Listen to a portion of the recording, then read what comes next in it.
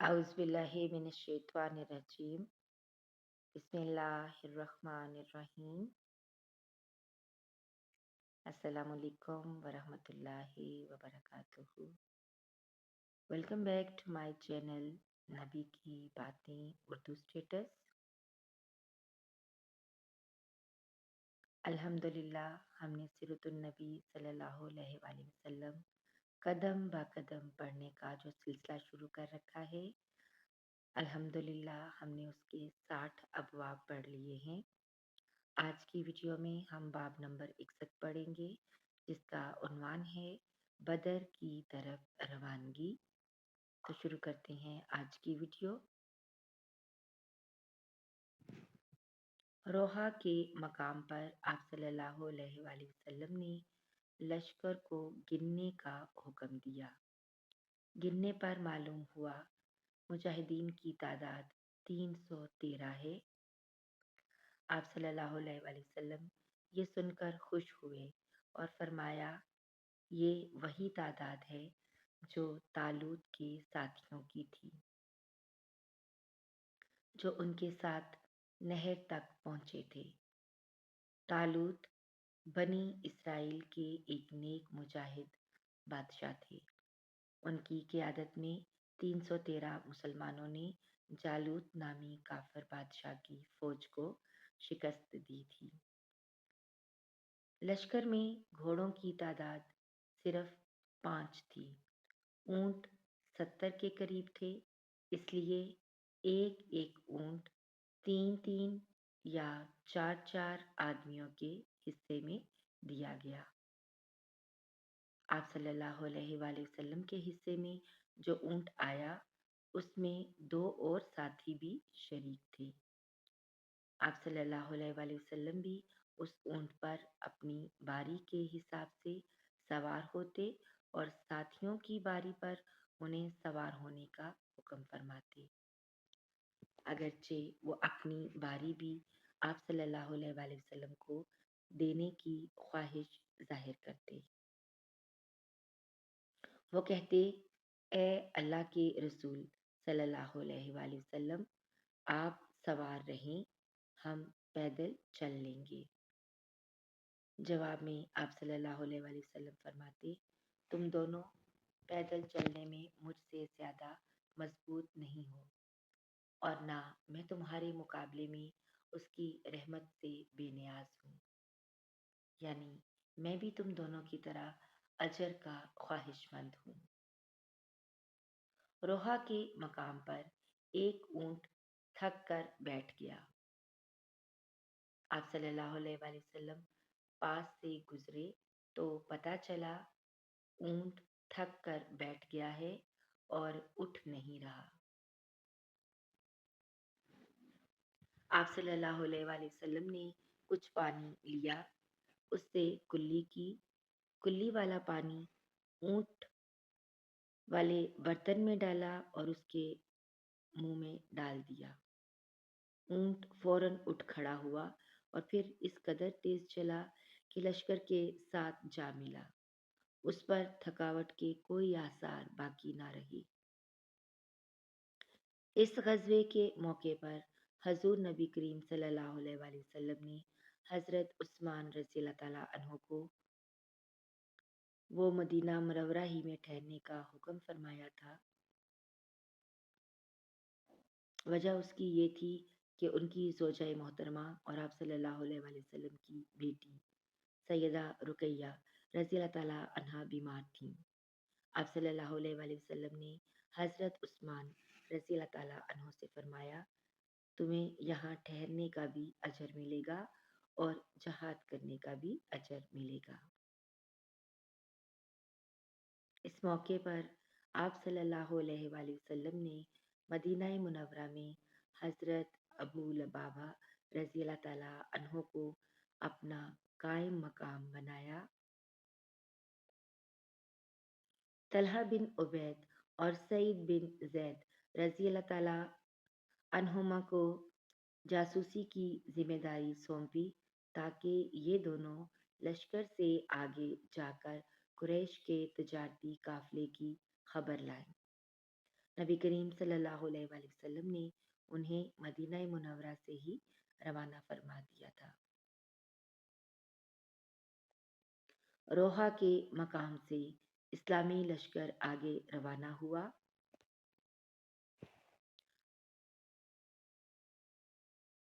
ارکے طبیہ کے مقام پر ایک دیہاتی ملا، اس سے دشمن کے بارے میں کچھ معلوم نہ ہو سکا۔ اب لشکر پھر آگے بڑھا۔ اس طرح اسلامی لشکر زعفران کی وادی تک پہنچ گیا۔ اس جگہ آپ صلی اللہ علیہ وآلہ وسلم کو اطلاع ملی کہ قریش مکہ ایک لشکر لے کر اپنے قافلے کو بچانے کے لیے مکہ سے کوچ کر چکے ہیں۔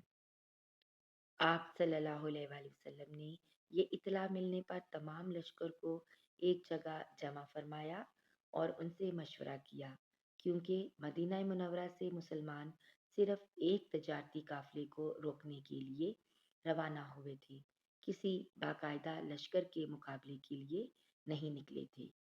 اس پر صحابہ کرام رضی اللہ تعالیٰ عنہم نے باری باری اپنی رائے دی۔ حضرت مقداد در رضی اللہ تعالیٰ عنہ نے عرض کیا، اے اللہ کے رسول صلی اللہ علیہ وآلہ وسلم، آپ کو اللہ تعالیٰ نے حکم فرمایا ہے، اس کے مطابق عمل فرمائیے، ہم آپ کے ساتھ ہیں۔ اللہ کی قسم، ہم اس طرح نہیں کہیں گے جس طرح موسیٰ علیہ السلام کو بنی اسرائیل نے کہا تھا کہ آپ اور آپ کا رب جا کر لڑ لیجئے، ہم تو یہیں بیٹھے ہیں، بلکہ ہم تو یہ کہتے ہیں ہم آپ کے ساتھ ہیں، ہم آپ کے آگے پیچھے اور دائیں بائیں لڑیں گے، آخر دم تک لڑیں گے۔ حضرت مقداد در رضی اللہ تعالیٰ عنہ کی تقریر سن کر آپ صلی اللہ علیہ وآلہ وسلم کا چہرہ خوشی سے چمکنے لگا۔ آپ صلی اللہ علیہ وآلہ وسلم مسکرانے لگے۔ حضرت مقداد رضی اللہ تعالیٰ عنہ کو دعا دی۔ حضرت ابوبکر صدیق اور حضرت عمر رضی اللہ تعالیٰ عنہم نے بھی تقاریر کی۔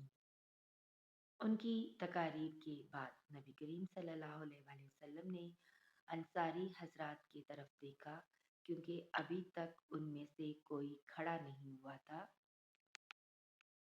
اب انصاری بھی آپ صلی اللہ علیہ وآلہ وسلم کا اشارہ سمجھ گئے، چنانچہ حضرت سعد بن معاذ رضی اللہ تعالیٰ عنہ اٹھے اور عرض کیا، اے اللہ کے رسول صلی اللہ علیہ وآلہ وسلم، شاید آپ کا اشارہ ہماری طرف ہے۔ عرض ہے کہ ہم ایمان لا چکے ہیں، آپ کی تصدیق کر چکے ہیں اور گواہی دے چکے ہیں، ہم ہر حال میں آپ کا حکم مانیں گے، فرما برداری کریں گے۔ ان کی تقریر سن کر آپ صلی اللہ علیہ وآلہ وسلم کے چہرے پر خوشی کے آثار ظاہر ہوئے، چنانچہ آپ صلی اللہ علیہ وآلہ وسلم نے فرمایا، اب اٹھو، کوچ کرو، تمہارے لیے خوشخبری ہے، اللہ تعالیٰ نے مجھ سے وعدہ فرمایا ہے کہ وہ ہمیں فتح دے گا۔ زعفران کی وادی سے روانہ ہو کر آپ صلی اللہ علیہ وآلہ وسلم بدر کے مقام پر پہنچے۔ اس وقت تک قریشی لشکر بھی بدر کے قریب پہنچ چکا تھا۔ آپ صلی اللہ علیہ وآلہ وسلم نے حضرت علی رضی اللہ تعالیٰ عنہ کو قریش کے لشکر کی خبریں معلوم کرنے کے لیے بھیجا۔ انہیں وہ دو ماشکی یعنی پانی بھرنے والے ملے۔ وہ قریشی لشکر کے ماشکی تھے۔ ان دونوں سے لشکر کے بارے میں کافی معلومات حاصل ہوئیں۔ انہوں نے لشکر میں شامل بڑے بڑے سرداروں کے نام بھی بتا دیے۔ اس پر حضور نبی کریم صلی اللہ علیہ وآلہ وسلم نے اپنے صحابہ رضی اللہ تعالیٰ عنہم سے فرمایا، مکہ نے اپنا دل اور جگر نکال کر تمہارے مقابلے کے لیے بھیجے ہیں، یعنی اپنے تمام معزز اور بڑے بڑے لوگ بھیج دیے ہیں۔ اس دوران ابو سفیان رضی اللہ تعالیٰ عنہ قافلے کا راستہ بدل چکے تھے اور اس طرح ان کا قافلہ بچ گیا۔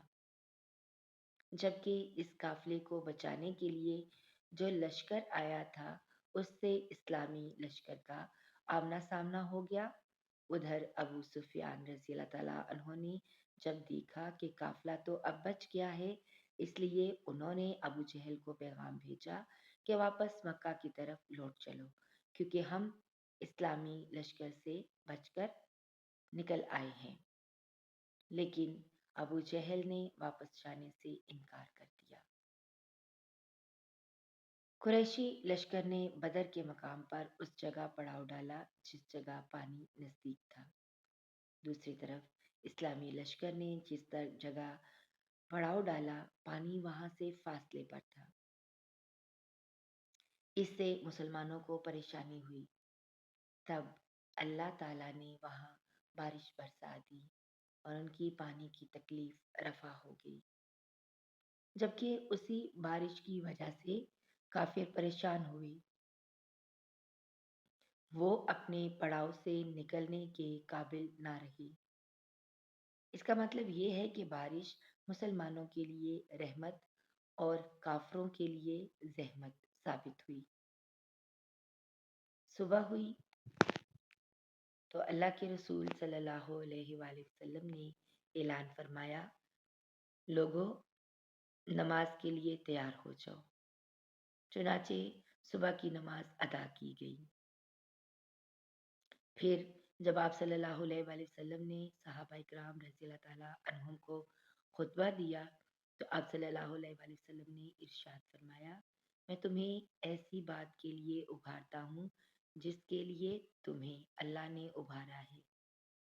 تنگی اور سختی کے موقعوں پر صبر کرنے سے اللہ تعالیٰ تمام تکالیف سے بچا لیتا ہے اور تمام غموں سے نجات عطا فرماتا ہے۔ اب آپ صلی اللہ علیہ وآلہ وسلم لشکر کو لے کر آگے بڑھے اور قریش سے پہلے پانی کے قریب پہنچ گئے۔ مقام بدر پر پانی کا چشمہ تھا۔ آپ صلی اللہ علیہ وآلہ وسلم کو وہاں رکتے دیکھ کر حضرت حباب رضی اللہ تعالیٰ عنہ نے عرض کیا، اے اللہ کے رسول، قیام کے لیے یہ جگہ مناسب نہیں ہے۔ میں اس علاقے سے اچھی طرح واقف ہوں۔ آپ وہاں پڑاؤ ڈالیں جو دشمن کے پانی سے قریب ترین ہو۔ ہم وہاں ایک حوض بنا کر پانی اس میں جمع کر لیں گے، اس لیے اس طرح ہمارے پاس پینے کا پانی ہوگا۔ ہم پانی کے دوسرے گھڑے اور چشمے پاٹ دیں گے، اس طرح دشمن کو پانی نہیں ملے گا۔ آپ صلی اللہ علیہ وآلہ وسلم نے ان کی اس رائے کو بہت پسند فرمایا۔ ایک روایت کے مطابق اسی وقت حضرت جبرائیل علیہ السلام اللہ تعالیٰ کا پیغام لائے اور بتایا کہ حضرت حباب رضی اللہ تعالیٰ عنہ کی رائے بہت عمدہ ہے۔ اس رائے کے بعد آپ صلی اللہ علیہ وآلہ وسلم لشکر کو لے کر آگے بڑھے اور اس چشمے پر آگے جو اس جگہ سے قریب ترین تھا جہاں قریش نے پڑاؤ ڈالا تھا۔ مسلمانوں نے یہاں قیام کیا اور آپ صلی اللہ علیہ وآلہ وسلم نے انہیں دوسرے گڑھے بھرنے کا حکم دیا۔